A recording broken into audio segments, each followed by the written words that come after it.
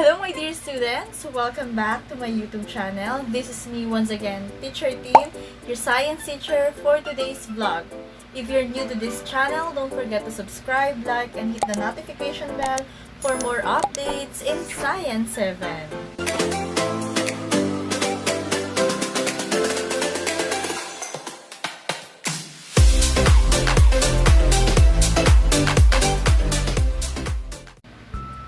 Welcome to Quarter 4, Module 5, Week 5 of your Science 7. And for today's lesson, we're going to discuss about seasons, and the content for this lesson is all about the relationship of the seasons and the position of the sun in the sky. And for the most essential learning competency, we have 3. The first one is using models, relate the tilt of the Earth to the length of daytime. Second, the length of daytime to the amount of energy received. And number 3, the position of the Earth in its orbit to the height of the sun in the sky. Axis, orbit, revolution, rotation. Are you familiar with these terms? Ano nga ba ang ibig sabihin ng mga yan? So, ating munang i-discuss kung ano ba ang ibig sabihin ng mga terms na to dahil may encounter natin to throughout our discussion. Each planet in the solar system rotates on its axis. Ano ba yung tinatawag natin na axis? When we say axis, the Earth's axis is the imaginary line joining the North Pole and the South Pole around which the Earth rotates. Nakikita niyo yung sample ng picture dyan. Yan. Tinuturo dyan kung nasan yung axis. So, dyan nagro-rotate ang Earth. There are some planets that have axes that almost perpendicular or straight up and down with respect to the plane on its orbit around the sun. Okay class, di ba may tinatawag muna tayong revolution and rotation? So, may ilan sa mga estudyante na nalilito ano bang pagkakaiba ng revolution sa rotation. So, huwag kayong malilito. Pag sinabi nating revolution, ibig sabihin, ito yung pag-ikot ng mga planeta around the sun. Alam naman natin na itsura ng solar system, di ba? Sa solar system, nasa gitna ang sun, and then napapalibutan siya ng mga planet. So, yun yung revolution. So, yung isang ikot niya, so let's say for example, this is the sun, tapos, andito yung mga planet. So, pag ikot niyang ganon, isang ikot na ganon, isang revolution yon. Means, when we say revolution, it refers to the movement of the planet around the sun. And all the planets in our solar system revolve around the sun. Lahat yan. The path of the Earth around the sun, which is one complete cycle of an orbit, is approximately 365.2425 days in length. So, ibig sabihin, sa loob ng yung isang revolution, ang katumbas niyan ay isang taon. So, pag sinabi mo, ikaw ay 22 revolution, ibig sabihin, 22 years old ka na. Okay? Hindi 22 rotation. Now, ano naman yung rotation? So, ulitin natin. Ito yung sun, ito yung planet. Pag umikot siya doon sa around the sun, isang revolution yon. So, ang rotation na tinatawag natin, habang umiikot si planet around the sun, umiikot din siya sa sarili niya. At yun yung tinatawag naman natin na day. Ibig sabihin, isang rotation ay isang araw.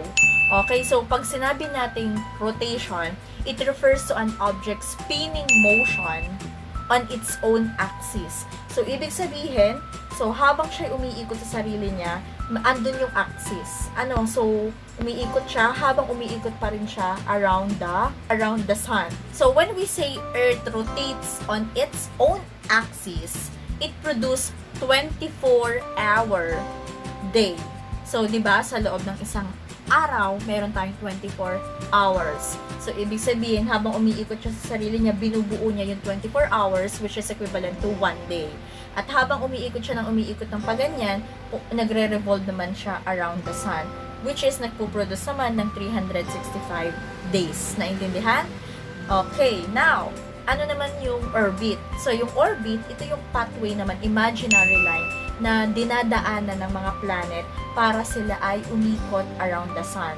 Okay? So, yung axis naman, ito naman yung imaginary line para sila ay umikot doon sa kanilang axis para mabuo yung isang araw. Naintindihan? So, ibig sabihin, pag sinabi mo ikaw ay 22 rotation, ibig sabihin 22 days old ka lang. So, kaya ang tamang term doon ay 22 revolution, which means you are 22 years old. Kasi one revolution is equivalent to 1 year, which is also equivalent to 365 days. One rotation is equivalent to 1 day, which is also equivalent to 24 hours. Gets? Okay. Kagaya ng sinabi ko sa inyo kanina, may mga ibang planeta na yung mga axis nila ay perpendicular with respect to its orbit. So, ibig sabihin kung ito yung orbit, so straight lang talaga yung kanilang axis. So, hindi lahat ng planet ay ganon. Yung Earth, hindi siya perpendicular. So, medyo parang nakatagilid siya. Okay? Nakatagilid siya doon sa kanyang orbit. So, hindi siya very perpendicular. Okay, now, so yung ating axis ng Earth, nagtitilt yan ng 23.5 degrees. Ang ibig sabihin kasi nun, so parang gumagalaw siya ng paganyan-ganyan siya, no? The solar energy reaching the different parts of the Earth is not constant. Kaya merong mga parte sa ating mundo na hindi sila masyadong nasisinaga ng araw, kagaya ng mga nasa North Pole at nasa South Pole. Kasi yung pag-tilt ng Earth, hindi siya ganun ka-constant na hindi lahat nasisinaga ng araw.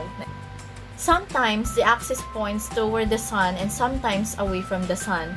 This brings a seasonal variation in the intensity of sunlight reaching the Earth's surface and the number of hours of daylight.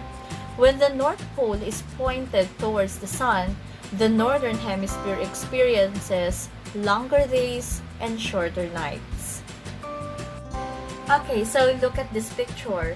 So, how is the length of the daytime affects the amount of energy received by the Earth? So, makikita niyo sa picture na to, this is the figure that shows the Earth spins on its axis once each day. So, ano nga ba? Paano nga ba na yung length of daytime ay nakaka-apekto sa amounts of energy na nare-receive ng ating mundo? Okay, alam niyo ba na yung amount ng days na nare-receive ng ating mundo at yung length ng daytime ay related sa isa't isa? So, syempre, ibig sabihin, the shorter the length of daytime, the shorter will be the exposure of the Earth to the sun. Thus, yung amount ng energy na nare-receive ng Earth galing sa sun, kapag yung daytime ay masyadong mahaba, ibig sabihin, higher din yung amount ng energy na nare-receive ng ating mundo. Ngayon, tingnan naman natin yung figure 3, this one.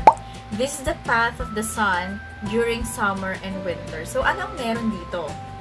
This figure shows the apparent path of the sun across the sky in winter and summer. Kung mapapansin nyo, yung araw ay nagpakita siya to move across the sky as the Earth rotates and orbits the sun. The sun's path across the sky affects the length of daytime experience and amount of daylight received by the Earth along the certain latitude during a given season. As the sun travels higher in the sky, it takes more time to travel from the sunrise to sunset. Therefore, daytime is longer in summer than in winter. And the change in the length of daytime during the year also occurs because of the tilt of the Earth's rotation axis in space.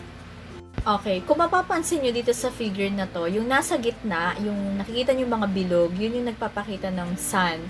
So, tingnan nyo, during winter, nakita natin dyan, winter, autumn, spring, and summer. So, kapag winter, medyo mababa lang yung araw, 'di ba? So, ibig sabihin, kung mababa yung araw, mas mabilis yung pag-travel ng sun from sunrise to sunset. So, ibig sabihin, maunti lang yung, kumaga lesser lang yung daytime. Kapag winter. Ayan, kitang-kita nyo naman sa winter. So, kung susukatin nyo yung length na travel ng sun para magpakita sa buong maghapon, mabilis lang siya.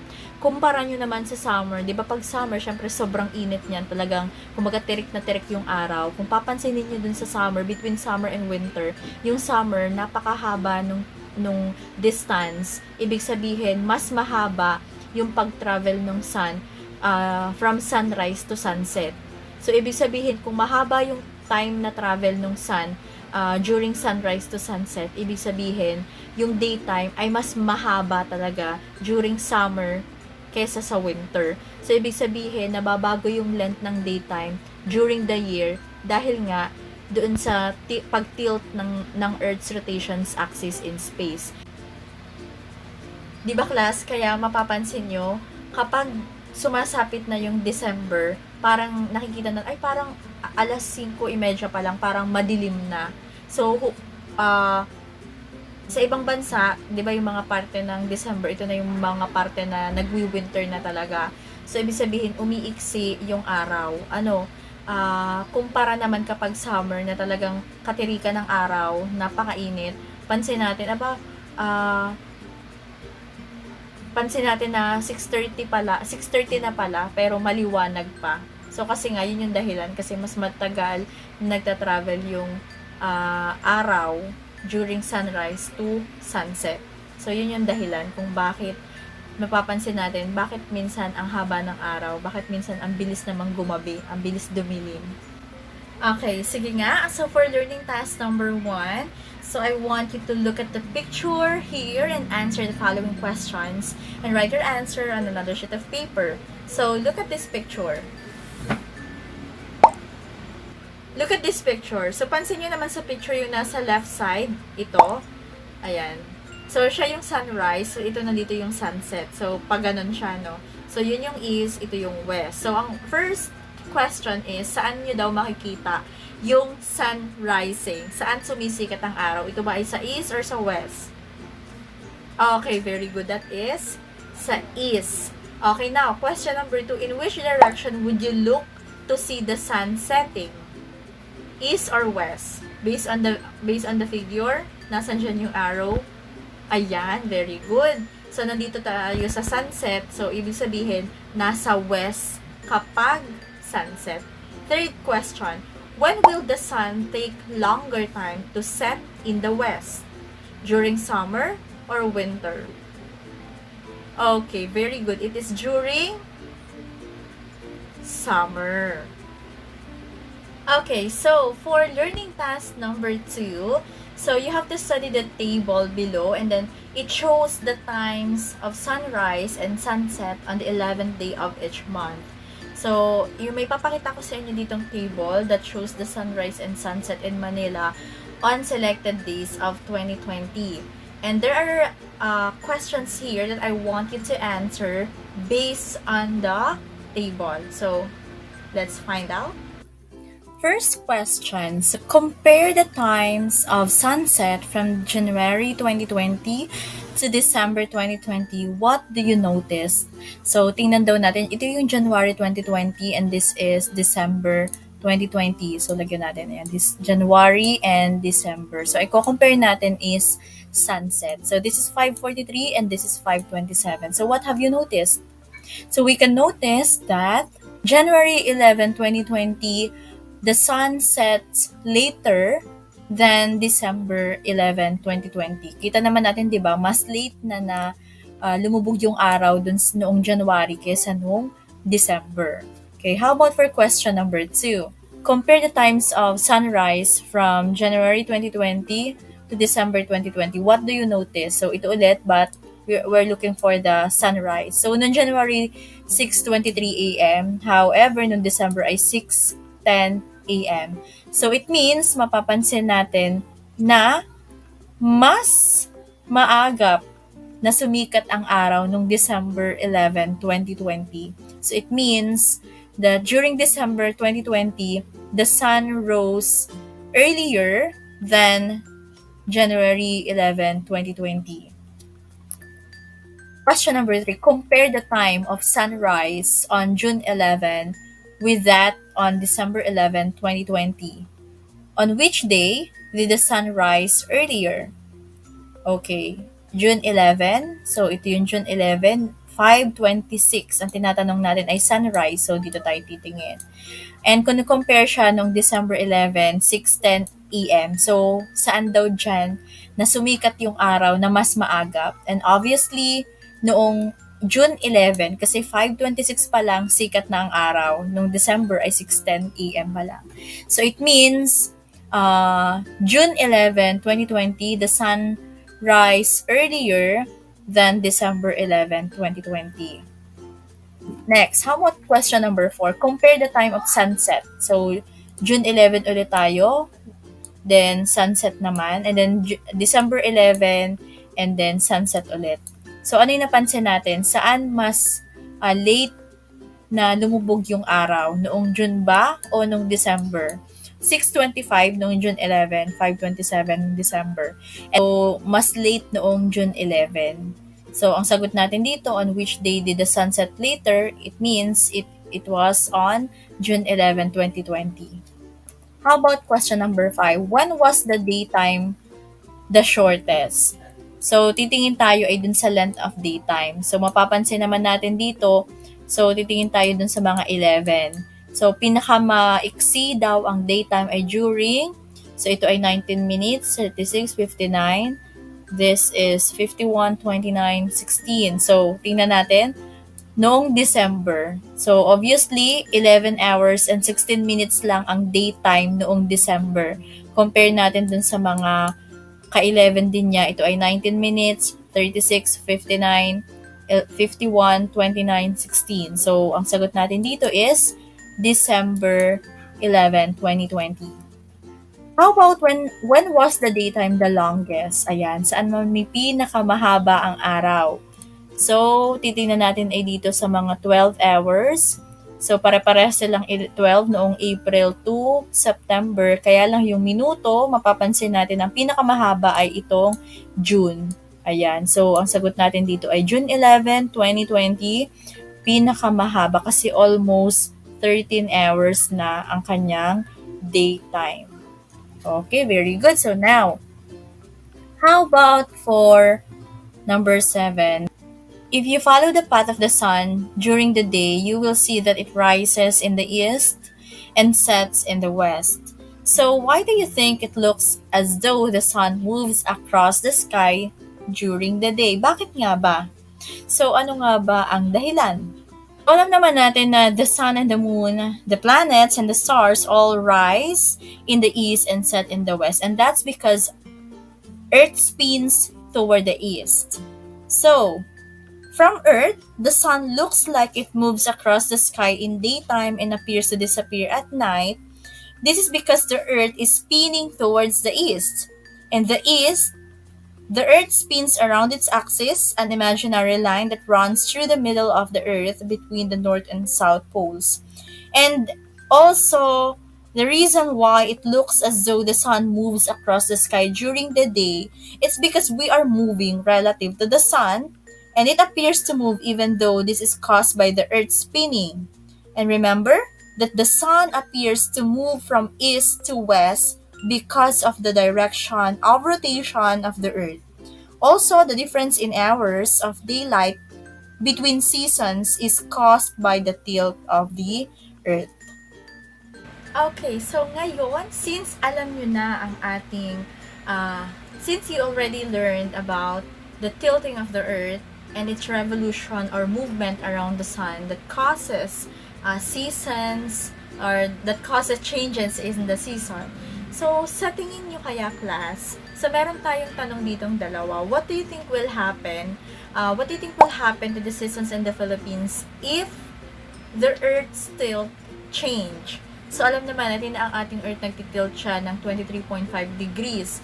So, what if, like, for example, 90 degrees, nagtilt naman siya ng 90 degrees. Imagine kung gaano kalaki yung pag-tilt niya. So, what do you think will happen? Ayan, very good. So, kung mabago yung pag-tilt ng Earth sa kanyang axis, so, posible na magkaroon tayo ng extreme seasons. That would cause intense climate change sa bawat continent. So, maaari na, let's say for example, during summer, yung Northern Hemisphere, sila lang yung maka-experience ng 24 hours of sunlight for months. Imagine that, 24 hours na puro liwanag.